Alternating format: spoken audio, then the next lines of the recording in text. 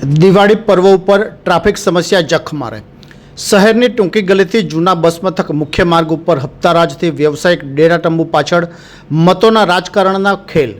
છેલ્લા 7 દિવસથી શહેરની મધ્યમાં આવેલી ટૂંકી ગલી તથા જૂના બસ મથક મુખ્ય માર્ગ વિસ્તારમાં વેન્ડરના વ્યવસાયિક ડેરા તંબુ ઊભા થતાં શહેરની ટ્રાફિક જખ મારેની નીતિ અપનાવવા પાછળ તંત્ર અને નેતાઓના આંખ આડા કાન પાછળ હપ્તારાજના ખેલ સાથે આગામી સમયમાં યોજાનાર મનપા ચૂંટણીને લક્ષ્યમાં લઈ મતોના રાજકારણના ખેલ રચાયાની ચર્ચા એરણે ચડવા પામી હોવાનું જાણવા મળ્યું છે। પ્રાપ્ત વિગતો અનુસાર શહેરના બહુચર્ચિત વિસ્તાર ટૂંકી ગલી કે જેને જિલ્લા કલેક્ટર દ્વારા નો વેન્ડિંગ ઝોન જાહેર કરી જાહેર માર્ગ તરીકે જાહેર કરવામાં આવ્યો હતો તથા જૂના બસ મથક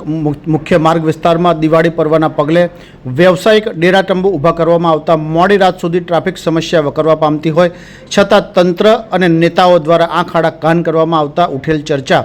મુજબ પ્રતિદિન લારી પાથરણાવાળા પાસેથી ₹100 થી 300 તથા મંડપ બાંધી વ્યવસાય કરનારા પાસેથી ₹2000ના ઉઘરાણાથી હપ્તારાજના ખેલ સાથે નેતાઓની ચૂપકીદી પર આગામી સમયમાં મનપાના યોજાનાર ચૂંટણી જંગ અંતર્ગત મતોના રાજકારણના ખેલ રચાયાની ચર્ચા એરણે ચડતા ટ્રાફિક સમસ્યા જખ મારેના સવાલ ઉઠવા પામ્યાનું જાણવા મળ્યું છે।